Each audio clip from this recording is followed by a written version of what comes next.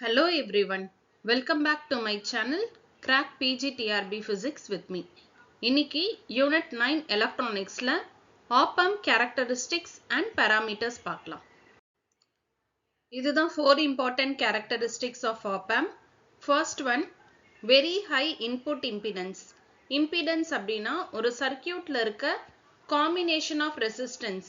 மொத்த ரெசிஸ்டன்ஸையும் சேர்த்து தான் நம்ம impedance அப்படின்னு சொல்லுவோம். So impedanceனா ரெசிஸ்டன்ஸ் நீங்க ஞாபகம் வச்சுக்கலாம். அப்ப இன்புட் இம்பிடன்ஸ் வந்து ரொம்ப ஹையா இருக்கணும், அப்படி இல்லைன்னா இன்ஃபினிட்டியா இருக்கலாம். ரெசிஸ்டன்ஸ் ஹையா இருந்துச்சுன்னா கரண்ட் ரொம்ப மினிமமா இருக்கும். ஸோ இன்புட்ல ரொம்ப நெக்லிஜிபிள், அதாவது சுத்தமா நெக்லெக்ட் பண்ற மாதிரி இருக்க கரண்ட் வந்து அங்க இன்புட்ல இருக்கும். வெரி ஹை கெயின், கெயின்னாலே அவுட்புட் டிவைடட் பை இன்புட். அவுட்புட்டையும் இன்புட்டையும் டிவைட் பண்ணா நம்மளுக்கு ஒரு வேல்யூ கிடைக்கும்ல, அதுதான் கெயின். ஸோ நம்ம ஆப் ஆம்புக்கு வெரி ஹை கெயின் வந்து இருக்கணும். Next, very low output impedance or even zero. Input impedance தான் ஹையா இருக்கணும், output impedance வந்து லோவா இருக்கணும். அப்படி இல்லைன்னா ஜீரோவா இருக்கலாம். அப்படி இருந்தால் தான் அவுட்புட் வந்து அஃபெக்ட் ஆகாது. லாஸ்ட் ஒன் வந்து பேண்ட்வித் வந்து கிரேட்டரா இருக்கும். ஸோ இந்த டேர்ம்ஸ் எல்லாம் அகெயின் நம்ம அப்கமிங் ஸ்லைட்ஸ்ல டீடைல்டா பார்க்க போறோம். ஃபர்ஸ்ட் ஓப்பன் லூப் கெயின்னா என்னன்னு பார்க்கலாம். இதுல நம்ம பார்த்தோம் ரெண்டு இன்புட் இருக்கு. ஒரு டெர்மினல் பேரு இன்வெர்ட்டிங் டெர்மினல், இன்னொன்று நான் இன்வெர்ட்டிங் டெர்மினல். நம்ம லாஸ்ட் வீடியோல பார்க்குறப்பவே பின்அவுட் கான்ஃபிகரேஷன்ல பார்த்தோம். 2 இன்வெர்ட்டிங் இன்புட், 3 வந்து நான் இன்வெர்ட்டிங் இன்புட். அப்போ V1 அப்படின்னா இன்வெர்ட்டிங் டெர்மினல்ல இருக்க வோல்டேஜ், V2னா நான் இன்வெர்ட்டிங் டெர்மினல்ல இருக்க வோல்டேஜ். இந்த ரெண்டு வோல்டேஜ்க்கும் நடுவில் இருக்க டிஃபரன்ஸ் தான் VD. ஸோ VD ஓட value V1 minus V2. VD அப்படின்னா டிஃபரன்ஷியல் வோல்டேஜ் அப்படின்னு சொல்லலாம். ஸோ ஃபீட்பேக் இல்லை அப்படின்னா அது ஓப்பன் லூப் கண்டிஷன். ஸோ இதுதான் ஃபீட்பேக். ஒரு ஸ்மால் ஃப்ராக்ஷன் ஆஃப் அவுட்புட்டை திருப்பி நம்ம இன்புட்க்கு ஃபீட் பண்ணுறோம், அது பேர் தான் வந்து ஃபீட்பேக். இப்போ இந்த ஃபீட்பேக் இல்லை அப்படின்னா அது ஓப்பன் லூப் கண்டிஷன் சொல்லுவோம். இங்கே வந்து ஃபீட்பேக் இருக்கு, அதுவும் நெகட்டிவ்லேருந்து நம்ம கொடுத்துருக்கோம். அப்போ இந்த நெகட்டிவ் ஃபீட்பேக் இருந்துச்சுன்னா அது பேர் க்ளோஸ்ட் லூப் கண்டிஷன் அப்படின்னு சொல்லுவோம். இந்த ஓப்பன் லூப் கெயினோட சிம்பிள் ஏ. ஓனா ஓப்பன், எல்னா லூப். அதோட வேல்யூ என்னன்னா கெயின்னாலே அவுட்புட் பை இன்புட். அவுட்புட் வந்து V0, இன்புட் வந்து இந்த differential voltage. So V0 divided by VD. இப்போ நம்ம இன்னும் கொஞ்சம் நியூ டேர்ம்ஸ் எல்லாம் பார்க்க போறோம். Input impedance. இம்பிடன்ஸ்னாலே ரெசிஸ்டன்ஸ் சொன்ன அக்கார்டிங் டு ஓம்ஸ் லா நம்மளுக்கு ஃபார்முலா தெரியும், V ஈக்குவல் டு IR.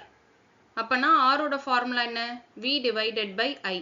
வோல்டேஜையும் கரண்ட்டையும் டிவைட் பண்ண ratio. So the ratio of change in input voltage to change in input current. Voltage by கரண்ட்னா இம்பிடன்ஸு, இன்புட்டுன்னு இருக்கிறதுனால ரெண்டு இடத்துலையுமே நம்ம இன்புட்டுன்ற வேர்ட் கொடுத்துருக்கோம். அதே டெஃபினேஷன் தான் அவுட்புட்டுக்கு, பட் இன்புட் பதிலாக அந்த இடத்துல அவுட்புட்டுன்னு போடணும். இம்பிடன்ஸ்னா இங்கேயும் வந்து வோல்டேஜ் பை கரண்ட்டு, அவுட்புட் இம்பிடன்ஸ்னால output voltage by output current. Next unit gain bandwidth.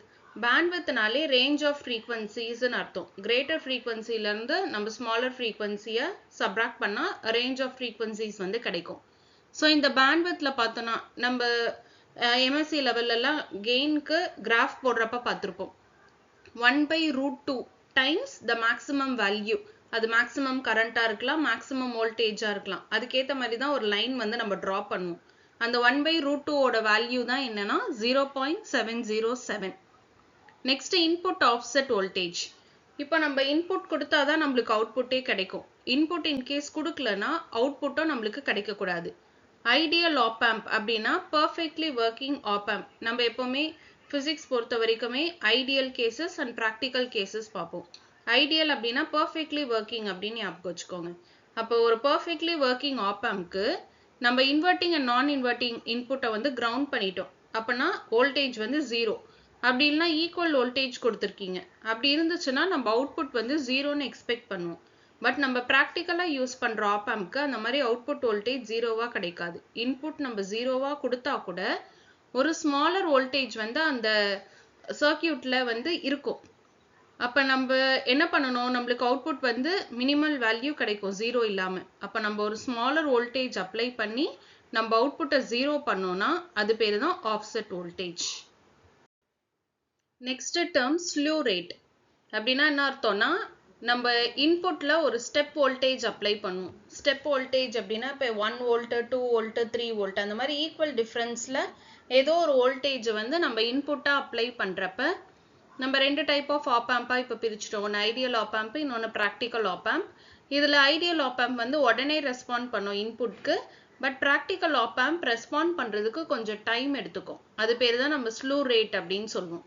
அப்போ ஸ்லூ ரேட்னா என்ன அர்த்தம்னா, நம்ம ஸ்டெப் இன்புட் கொடுக்குறப்ப எவ்வளோ வந்து இன்புட்க்கு ஏற்ற மாதிரி அவுட்புட் வந்து சேஞ்ச் ஆகணும், எவ்வளோ வந்து அவுட்புட்ல சேஞ்சஸ் இருக்கு, சரியா? அதுதான் வந்து ஸ்லூ ரேட்டு. ஸ்லூ ரேட்டுக்கான ஃபார்முலா என்னன்னா dv by dt. இங்க vனா வந்து வோல்டேஜ் ரெப்ரசன்ட் பண்ணுது அண்ட் tனா டைமை ரெப்ரசன்ட் பண்ணுது.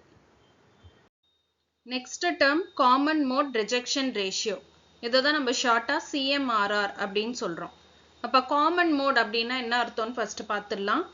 இப்போ நம்ம ரெண்டு இன்புட் பார்த்தோம், ஒன்று இன்வெர்ட்டிங் இன்புட்டு, இன்னொன்று நான் இன்வெர்ட்டிங் இன்புட்.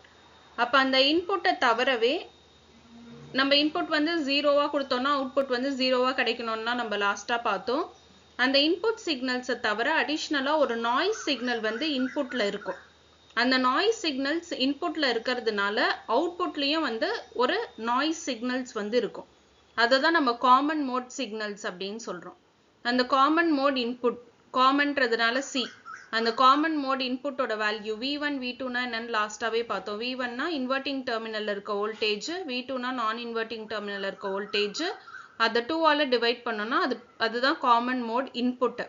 அவுட்புட் வந்து நம்மளுக்கு 2 டைப்ஸா கிடைக்கும். ஒன்று வந்து டிஃபரன்ஷியல் இன்புட், அதாவது இன்வெர்ட்டிங் அண்ட் நான் இன்வெர்ட்டிங் டெர்மினல்னால நம்மளுக்கு கிடைக்கிற அவுட்புட்.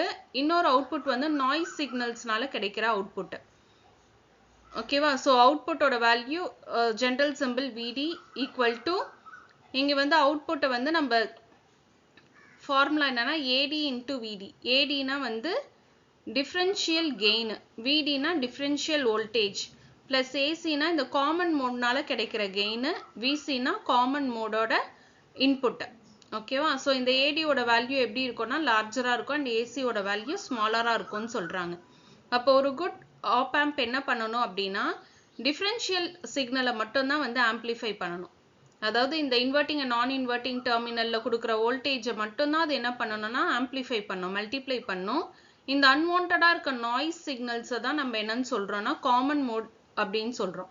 அப்ப அந்த காமன் மோட் சிக்னல்ஸை அதை ரிஜெக்ட் பண்ணணும். அது பேர் தான் வந்து காமன் மோட் ரிஜெக்ஷன் ரேஷியோ. அப்ப CMRR கால்குலேட் பண்ணோம்னா AD அப்படின்னா டிஃபரன்ஷியல் கெயின், AC அப்படின்னா காமன் மோடோட கெயின். ஸோ இந்த ஃபார்முலாவில் இந்த டேர்மை வந்து காமனாக எடுத்துக்கோங்க, ADVD.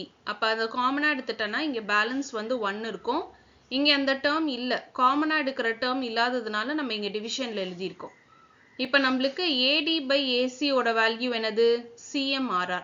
அப்படியே தலைகீழ போடுங்க, AC டிவைடட் பை ADயோட வேல்யூ 1 by CMRR. அதனால தான் இங்கே AC by ADயோட வேல்யூ தான் 1 by CMRR போட்டிருக்கோம். மிச்சம் இந்த VC divided by VD இருக்கு. இது அடிக்கடி வந்து TRBல கேட்ட கொஸ்டின். ஸோ இந்த ஃபைனல் ஈக்குவேஷன்ஸை ஞாபகம் வச்சுக்கணும். இந்த ஃபைனல் ஸ்லைடில் ஒன்னொன்றுத்துக்கும் வேல்யூஸ் கொடுத்துருக்காங்க. ஐடியல் ஆப் ஆம்ப்க்கு எப்படி இருக்கணும் அண்ட் ப்ராக்டிக்கல் ஆப் ஆம்ப்க்கு எப்படி இருக்கணும்.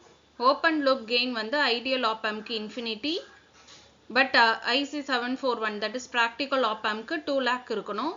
இன்புட் இம்பிடன்ஸ் நம்ம ஸ்டார்டிங் ஸ்லைட்லேயே பார்த்தோம், very high input impedance or even infinity. So ideal op ஆம்ப்க்கு அந்த மாதிரி இருக்கு, பட் ப்ராக்டிக்கல் ஆப் ஆம்ப்க்கு 2 மெகா ஓம் இருக்கு.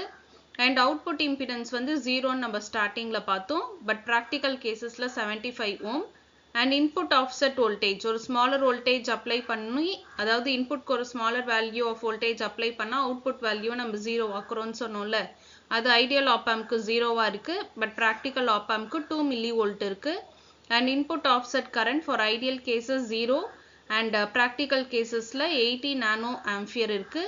அண்ட் ஸ்லீவ் ரேட்டோட value for ideal op amp infinity, practical op ஆம்ப்க்கு 0.5 volt by microseconds இருக்கு.